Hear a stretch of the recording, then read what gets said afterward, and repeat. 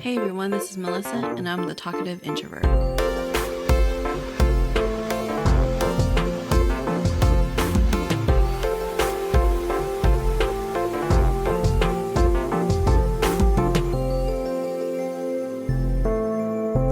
Welcome back to the podcast. If you're new here, welcome and thanks so much for checking out the pod. I hope you enjoyed today's episode and decide to keep listening. If you do, please spread the word and share it with your friends and family. So for today's episode, I will be joined by Magic Barclay. She's the host of A Magical Life podcast where she talks about health, wealth, and weight loss. She also founded Wholistic Natural Health in Australia, where their aim is to assist people who are dissatisfied with the current healthcare system by addressing fundamental causes, treating all 11 bodily systems, and establishing an ethical, sustainable lifestyle for long-term health. So Magic, thank you so much for joining me today. Thanks for having me. It's my absolute pleasure to be here. So before we get started, so I already know the answer to this because we talked previously, but I have to ask for the audience, are you an introvert, extrovert, or ambivert, somewhere in the middle?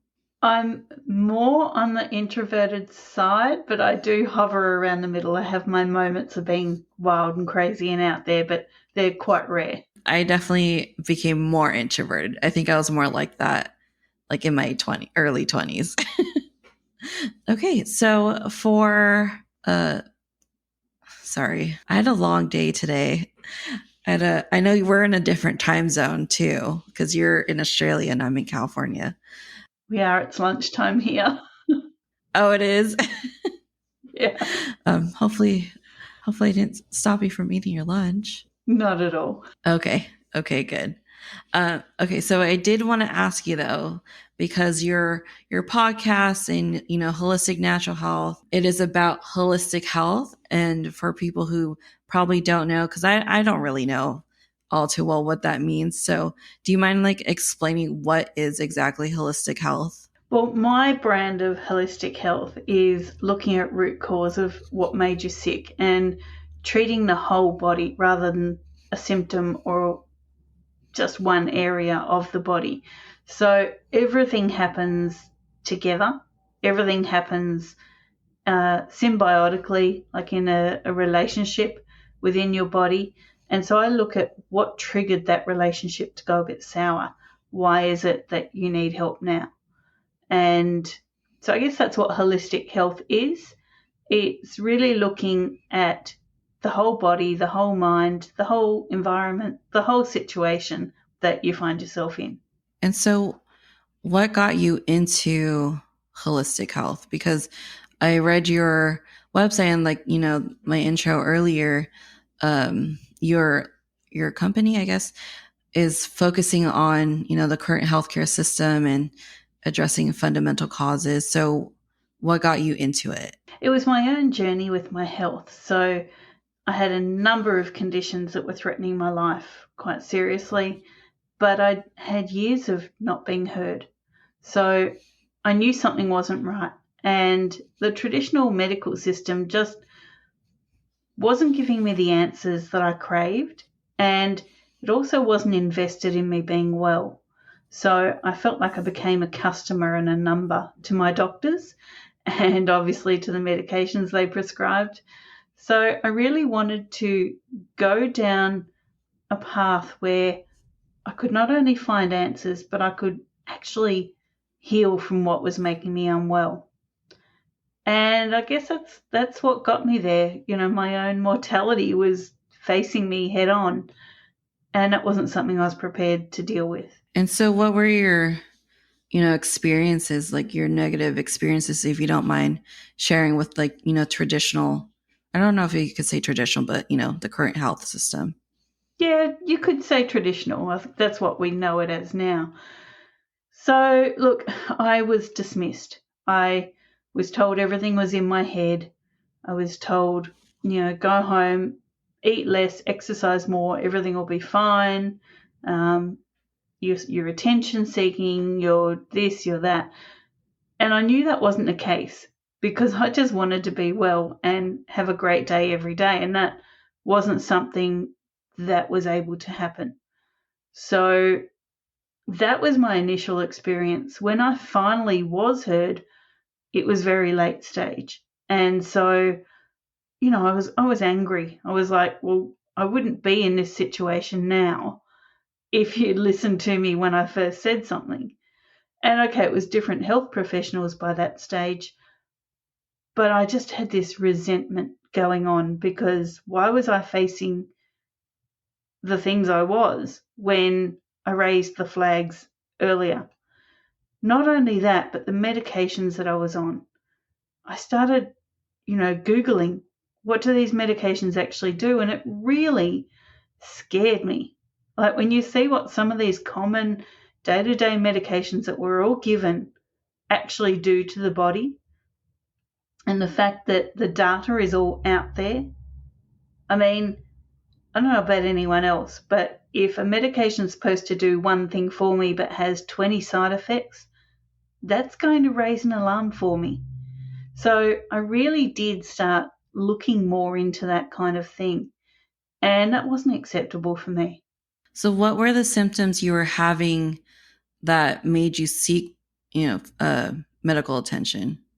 Yeah, well, look, common symptoms that unfortunately could be any number of conditions if you're not looking at root cause. So, in traditional medicine, let's just say the symptoms I was feeling were brain fog, extreme fatigue, pain, random nerve pain through the body, severe headaches, disrupted period was another one.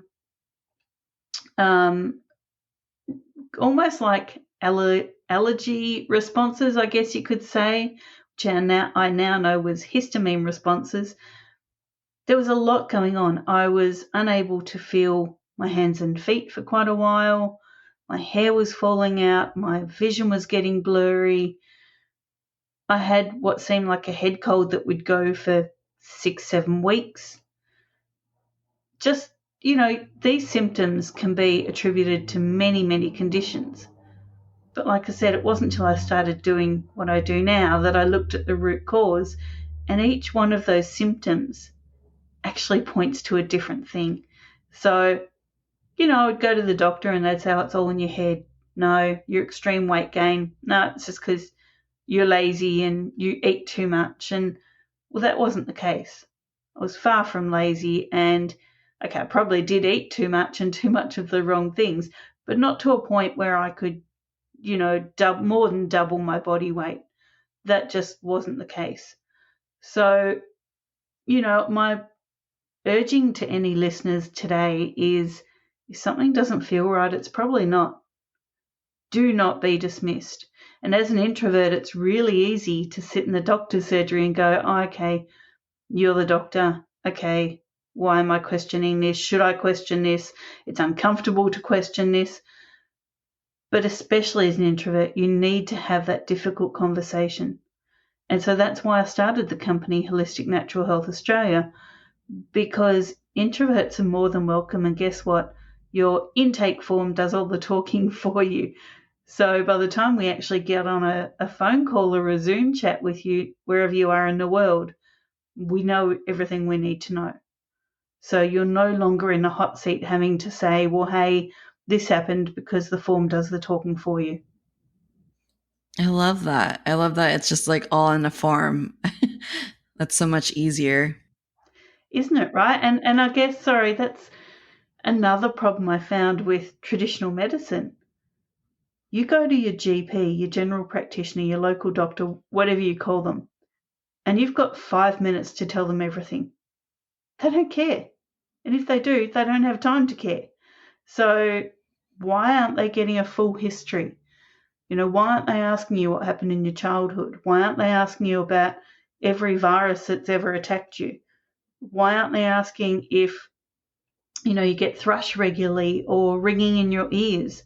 Why? Because they don't have time. Yeah, I think it's crazy. I don't know. Obviously it's different here in America, but I'm sure like everyone hears about like healthcare here is just very expensive unless you have a really good, company that pays for your healthcare. But I've always thought how crazy it was how much money you spend, but you really only see your doctor for like 5 minutes. And then the symptoms that you have may be like cured, temporarily, but doesn't get to the root cause. Exactly right. And here in Australia, our Medicare system's a little bit different, though it's going very much US style now. But the government picks up the tab and you pay for that in your taxes. Now it's changing to what we call bulk billing, where you actually have to pay and then the government will pay you a little bit of it back. So very different to the US healthcare system, but insurance is becoming a forefront here.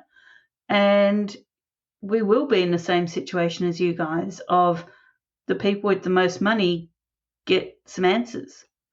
And that's not fair, because no matter what your socioeconomic level is, you deserve health. So, I mean, why do you think that is? Do you think traditional medicine is just more focused on money and that's why they're not, focusing on root cause, or, people aren't really getting the answers that they need? Look, without getting us in trouble on this podcast, I'll just simplify it to the fact that there's a couple of very big, powerful companies out there called pharmaceutical companies, and they make a lot of money off a lot of people. And unfortunately, doctors work for them. They don't work for you, they work for them. And that is why you get prescribed medicines more than you get prescribed go and sit in the sunshine, put your feet in the dirt, and drink some water. Yeah. And so for your company, I don't know if it's called a company or a practice, whatever the appropriate term is. So what are the services that you provide? Okay, well, the first thing is that intake form that I mentioned. So we actually have a complimentary call called the root cause analysis. And you can book that on our website on the services page. And that sends you that form straight away. So you can sit there and write your health thesis, as someone called it last week, which I thought was terrifically hilarious and but appropriate. And so you can fill out your intake form, and then that gets sent back to the practitioners. They then jump onto a Zoom call or a phone call, depending on where you are in the world, and you get some answers straight away. So you haven't even started paying us for anything yet, and you've got some answers. Now you can walk away with the answers, or you can go, hey, I really want to address this, and stop being a customer, but start being a health guru of my own. So we can work with you in that. Now, all our packages, all our services are actually rolled into our packages now. So we used to treat everything differently. If you came in for lymphatic drainage in clinic, then that's what you got. We've closed our clinics to be 100% remote. So all of our counselling, all of our holistic natural health care, all of our education, everything is rolled into your package. So we work with you remotely, wherever you are in the world, to get to those root causes. So that's basically how we work with you. But we do a couple of other things. And that is that I'm an instructor of other healthcare practitioners, so they can get in touch with me and I can teach them about the PNEI of trauma. And we also are an affiliate with innateimmunity.com. So the fellow that founded that, Dr. Stuart Gillespie, is my mentor. And so we've always got our knowledge updating. And if you're a practitioner, or even if you're a client and you want to learn more about how the body works, we can get you in touch with the networks that can do that. And so do your practitioners have to go through like the same type of medical school education as, traditional general practitioners, or is there like something completely different that they go through? Definitely not. They don't have to do traditional medical school, because what we know is that over several years in traditional medical learning situations, you have very limited time to learn what you need to learn. So very limited time on nutrition, on the body systems. It's not their fault. There's just a lot to cram in. So all of our practitioners have had or still have health concerns that they're working on. And so they don't just talk the talk, but they walk the walk every single day. And they have done study in functional medicine and functional health. They will have other branches that they focus on. And so the people that you're speaking to at Wholistic Natural Health Australia have been where you are. They have not only the empathy for your situation, but the understanding of how tough things can seem. And that's where the counselling comes in. They will tell you, hey, this is not a linear journey, but we're here for when you hit the peaks and when you hit the troughs, we're here for you. So do you also work on like mental health issues as well? Yes, to an extent. So many mental health issues originate in the gut or the brain. And so we treat gut and brain health as well as advanced immunology and things like that. These are all factors in mental health conditions. Having said that, we will work with your current specialists, your current doctors. We will give you, a whole list of questions that you need to ask them, answers that you need to seek from them. We won't take you off medications that you're already on because that's your doctor's job to do that. But we will educate you on what the medications may be doing, what maybe the side effects are, and we'll mitigate most of that as much as we can. So would it be appropriate to say that you're kind of like a guide to help them advocate for themselves in the traditional medical field? Definitely, definitely. We have a new client, for example. She's actually not a client because we can't work with her at the moment, but she's on 2 medications that, to use a medical term, contraindicate each other, which means they go against each other, and they're actually doing the opposite of each other. Now, when I got her intake form back, I told her about these medications. I used the medical publications that told me the answers. And I said, you need to go back to your specialist and ask, why am I on both of these when they do the opposite of each other? They actually stop each other from working. I said, I can't take you on as a client at the moment, but you need to ask these questions. And she still emails me when she sees her specialist and says, what do I need to ask now? She hasn't paid me anything, and I haven't asked her for anything in payment because her specialist put her on the medications, which caused basically a storm of symptoms coming up. And so her specialist needs to fix that. But yes, she has me in her corner so she can advocate for herself. I think that's absolutely beautiful. Like, because not a lot of people know what to say or even ask their doctor. They know something's wrong, something's off, but that's pretty much it. Like, I don't even know what to talk to my doctor about when something's going on. I just know something's off. Yeah, well, that's it. You've got to listen to your body. And unfortunately, look, I am going to generalize here. I'm sorry, doctors out there who may be listening, but unfortunately, most doctors do not. It's not that they don't, but they can't put the time into what you're dealing with.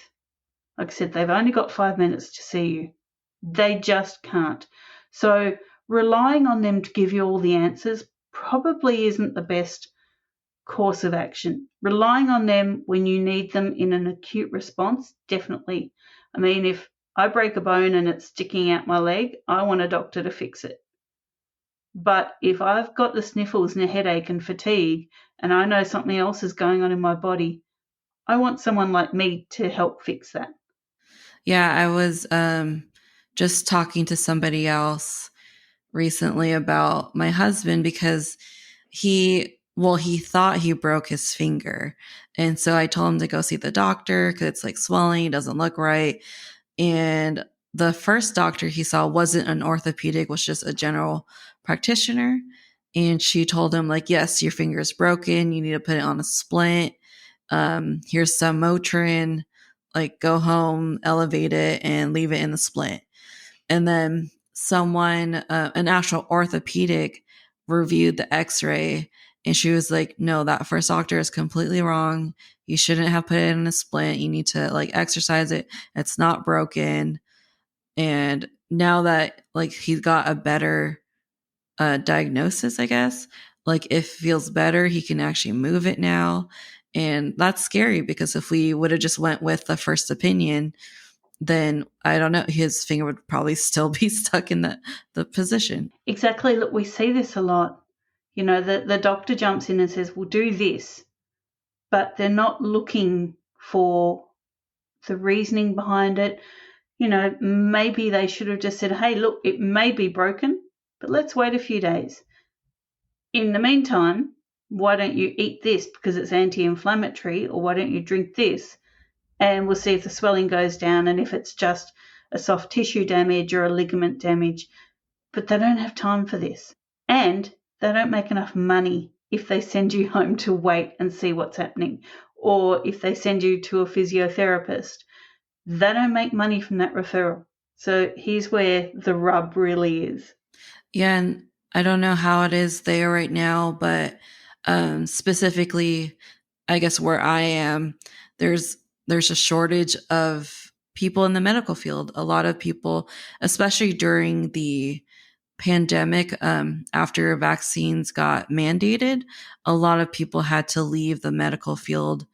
And so now there's a shortage. And I have a cousin who works in a hospital, and she's saying like, now doctors are doing things that like medical assistants do or nurses might do because there is a shortage. So not only did they not have time before, but now they have even less time, which is kind of a scary thought.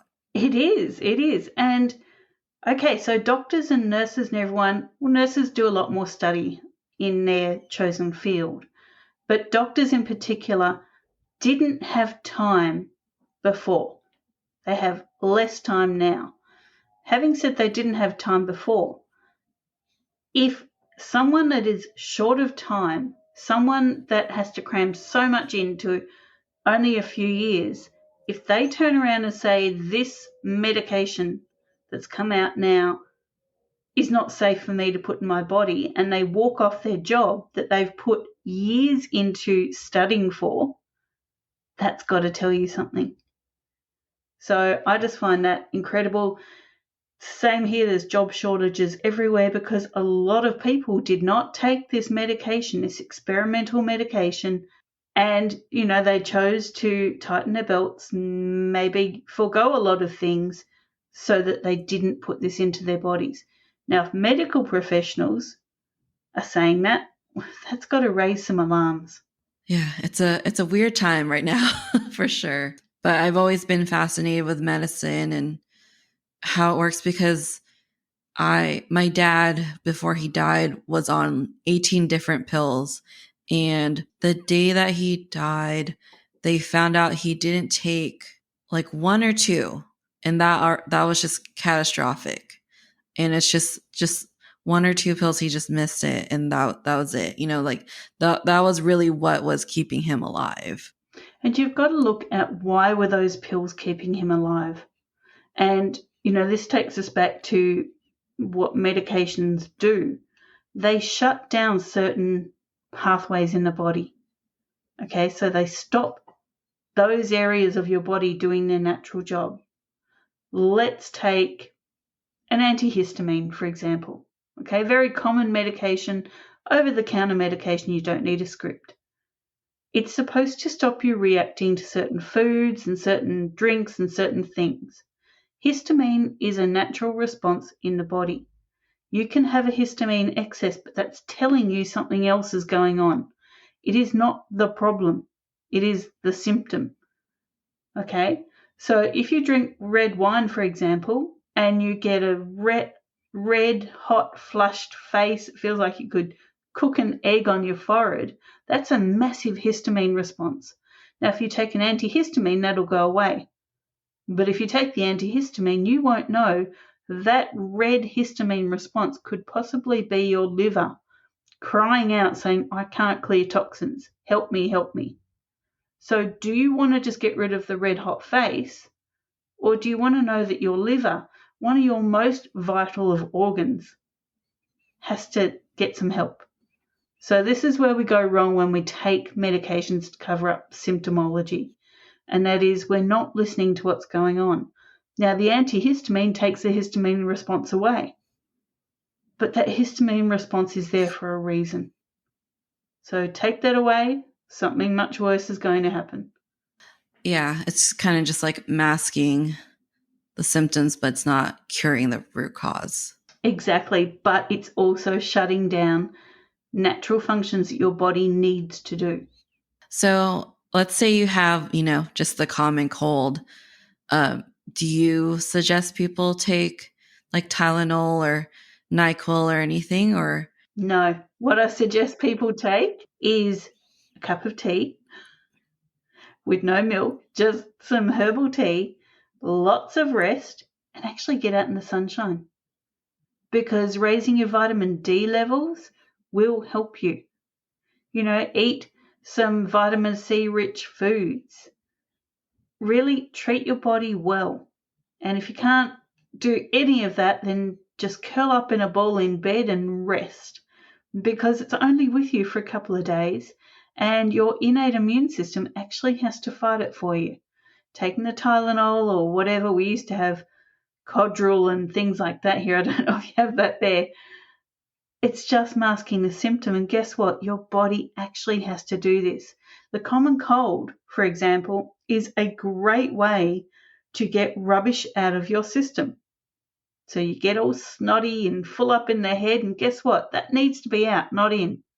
So take your time and go through it.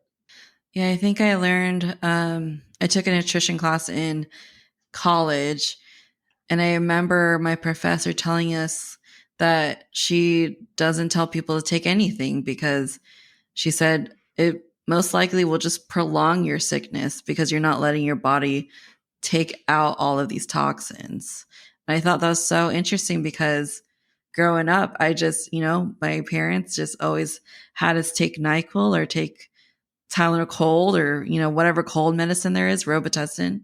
And so I never thought of just sit it out because your body's doing its job. Totally. So you get a cold, you make some freshly squeezed orange juice, you have your herbal tea, you stick Netflix on and you sit on the couch for a bit and ride it out and make sure you get sunshine in between, shows or whatever it is that you're doing, and let your body go through it. Yeah. So I did hear you mention PNEI. Is that what it is? What is that exactly? So it's a psychoneuroendoimmunology of trauma.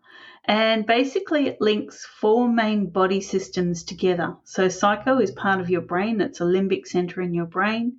The N is your nervous system or the neural pathways. The E is the endocrine system or your hormones. And the I, of course, is your immune system.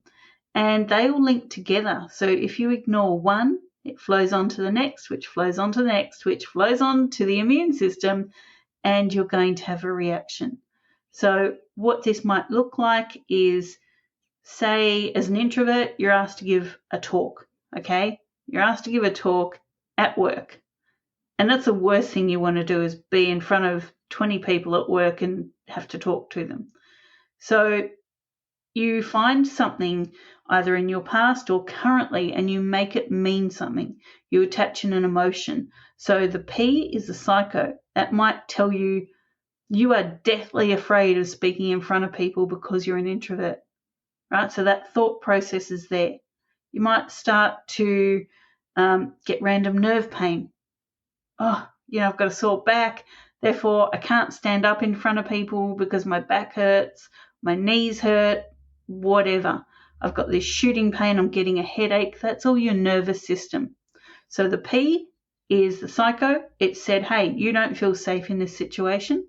The N has said, wow, you don't feel safe. I'm going to try and stop you by sending out nerve responses. Then the E comes up. It's getting closer to the day that you have to talk. You start getting hot flashes. You start getting, an upset tummy, diarrhea, headaches. That's your endocrine system changing your hormonal pattern to keep you safe, because the P and the N have already tried. And now the E jumps in. Now, the I is your immune system, and it sees all of this going on and says, wow, you must be really unsafe having to give this talk. I know what I'll do. Now you can have laryngitis. So now you don't have to talk because you can't. Or you might get the flu or a cold, some sort of sniffles, all to stop you from giving the talk because all these systems of the body said you are not safe. So that's how it kind of works, but that's an acute traumatic situation, so a rapid onset situation. This can happen from your childhood.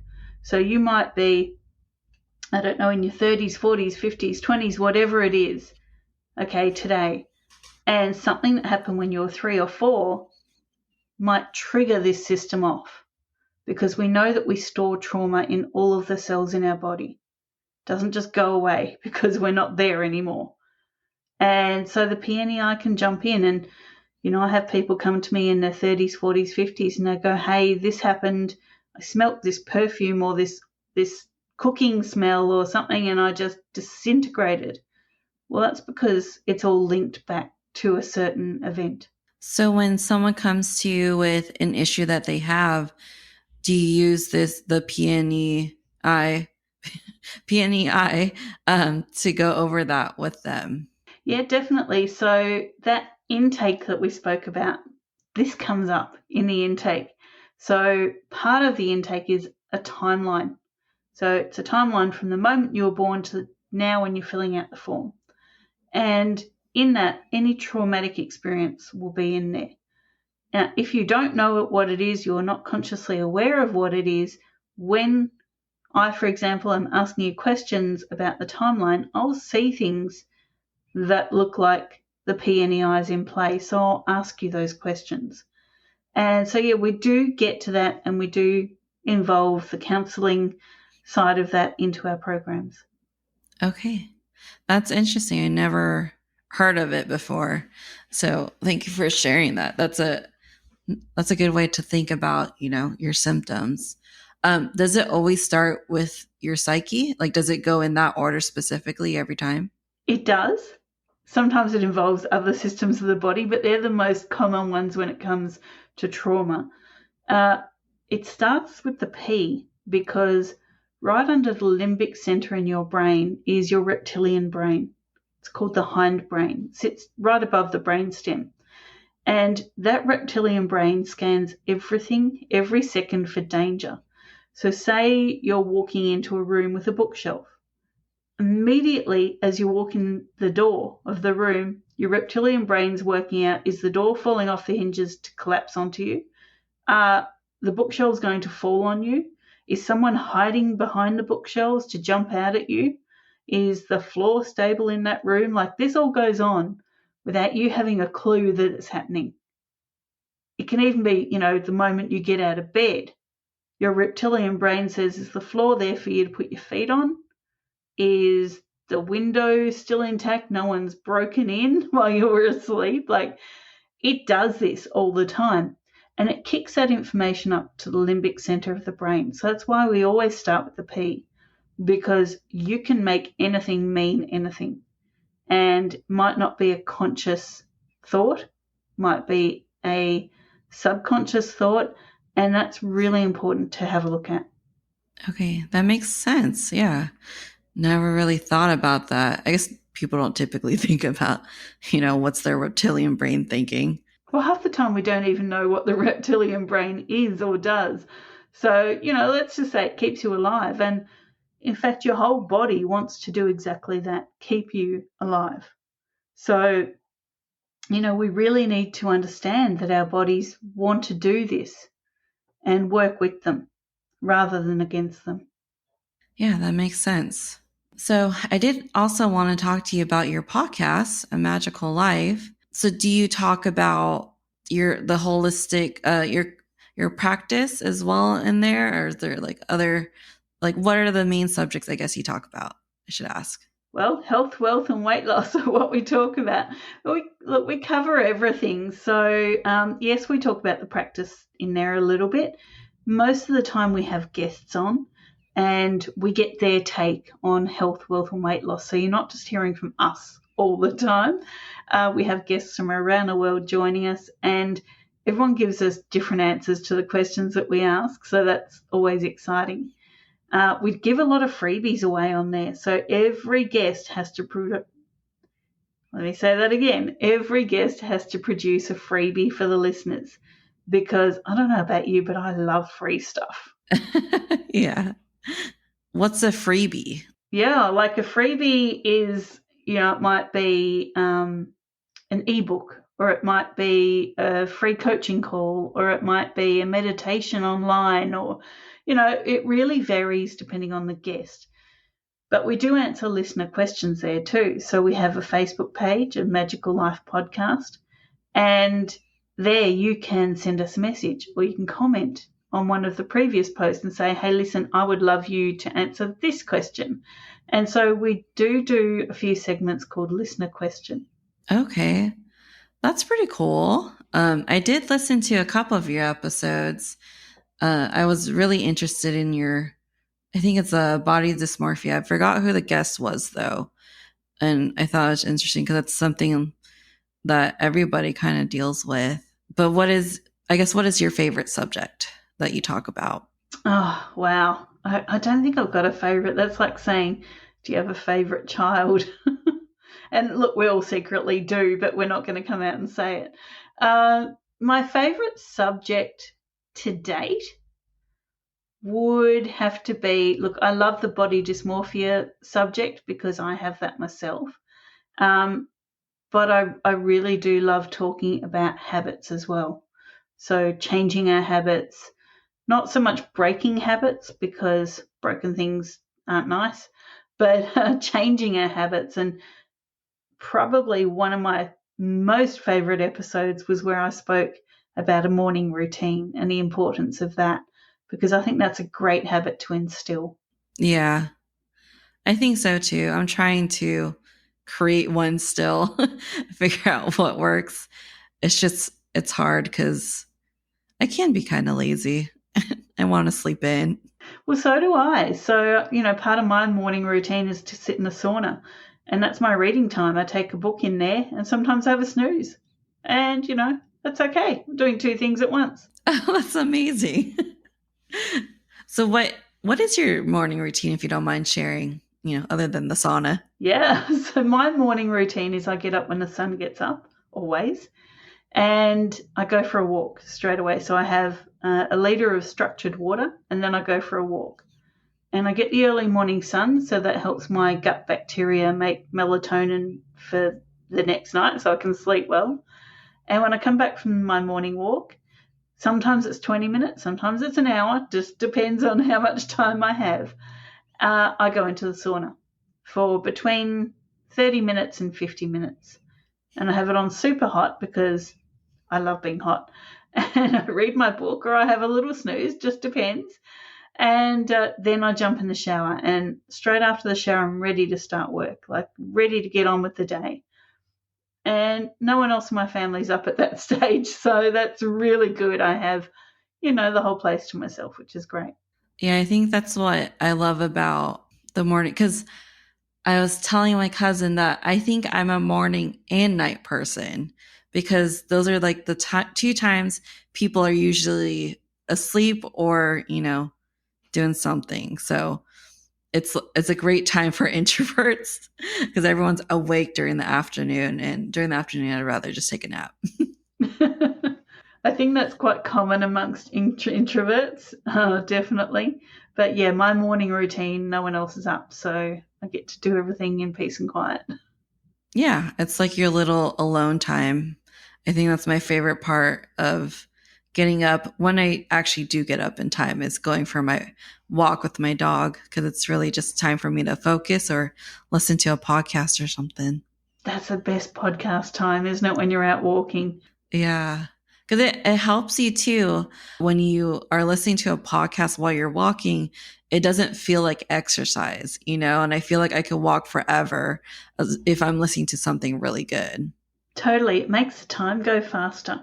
And so, that's a great opportunity to multi-skill during that time, because you're learning from a podcast or you're entertaining yourself or something, walk does seem to go faster, but you're out walking. So win-win. Yeah, exactly. Like I have your podcast pinned because, I really am interested in holistic health just because just bad experiences I guess I've had with the medical field and not really getting the answers I want or taking too long to get the answers that I want or need, really, not want. And so this is like really interesting and I'm glad we're talking about it and sharing it with people. Thank you. So am I. And do you know what? That's what Holistic Natural Health Australia is all about. We want you to have the answers, and we want you to have them as quickly as we can get them to you. Yeah.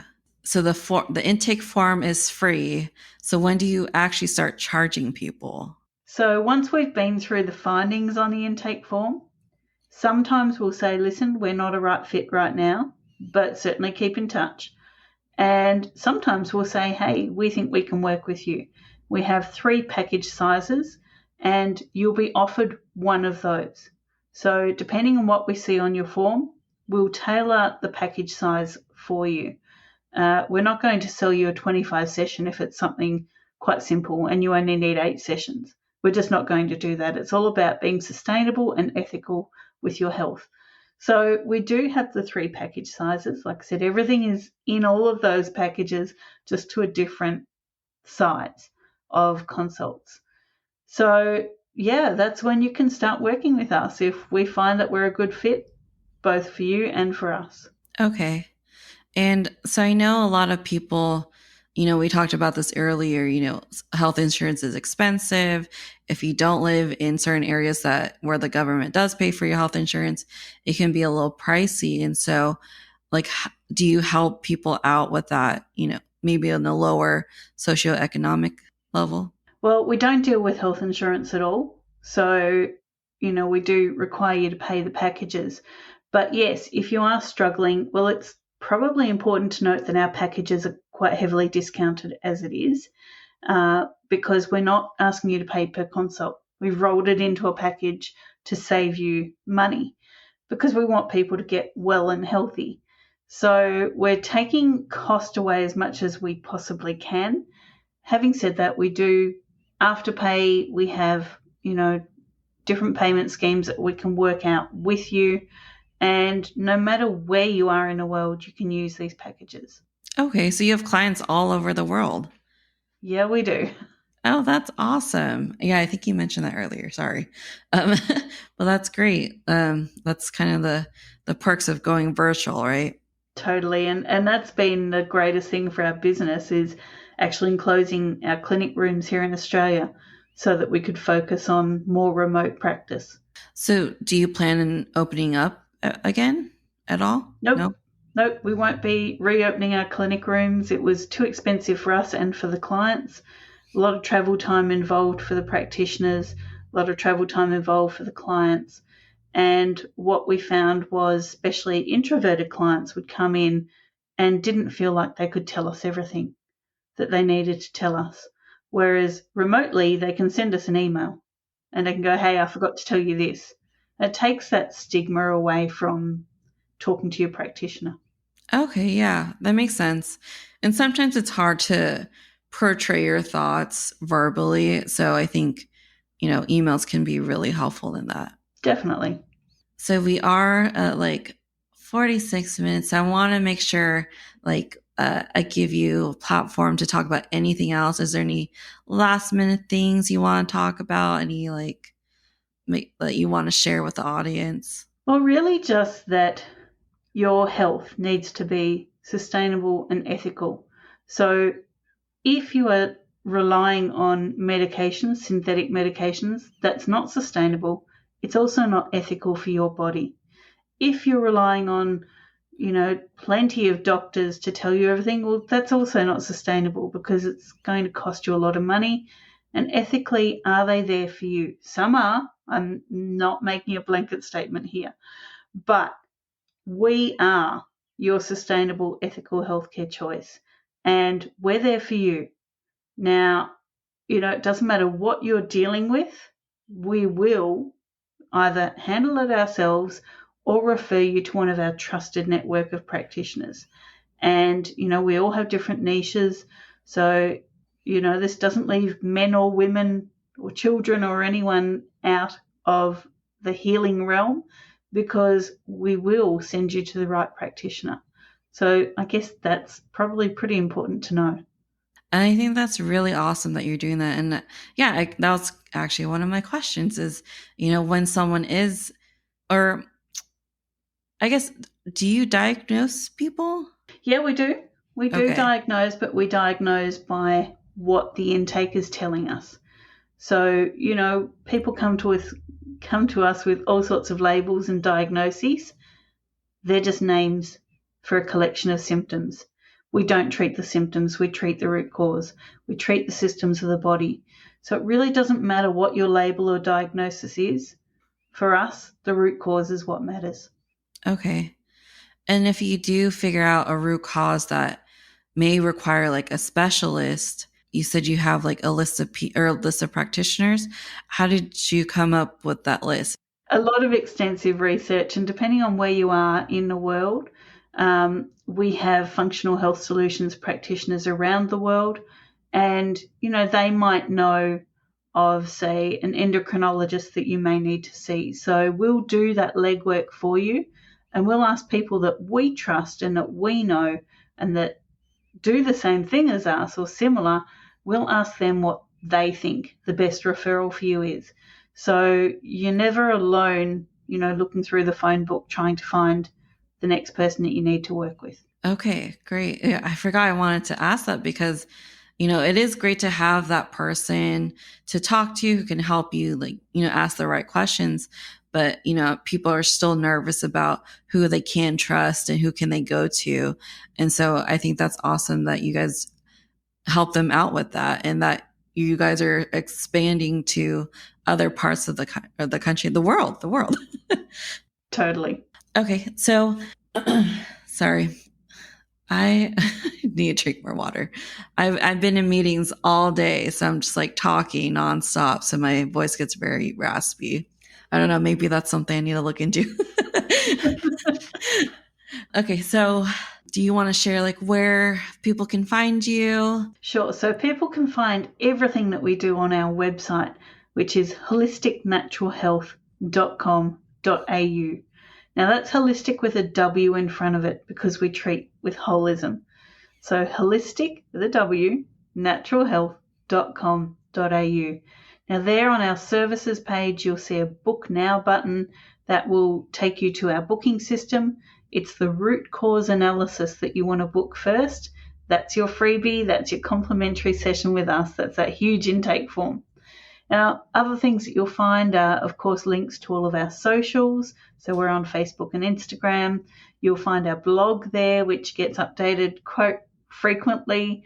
You'll find any media appearances that might be there. And you'll learn more about what it is that we do and why. Now, there's a contact us form there as well. So if you can't find what you're looking for, send through an email and we'll get onto it pretty quickly. And also our podcast is linked on there. Awesome. Thank you. And I'll make sure to put your website in the show notes and I'll tag you in any posts on Instagram. So hopefully listeners can just, click on that and they'll be on their way. Fantastic. All right. Well, thank you so much for sharing all this and all your knowledge. And now I have a better understanding and hopefully other people have a better understanding of what holistic health is because I honestly didn't really understand it was. And I've heard people call it like hippie stuff. So it's good to know that it's not just like some mumbo jumbo and that it actually serves a purpose. It's very scientifically based and no, it's not just hippie stuff. All right, Magic. Well, thank you so much for joining me in this episode. I really appreciate this and I'm really glad we got to chat. Thank you so much for having me and thank you to your listeners. Thanks for making it to the end. If you enjoy what you hear and want to stay up to date on the show, please follow me on Facebook and or on Instagram. You can also check out my website at thetalkativeintrovertpodcast.com. All the information will be on there as well as in the show notes. If you want to help support the show, please review and rate the podcast and share it with your friends and family. Thanks so much, and I'll talk to you guys in the next episode.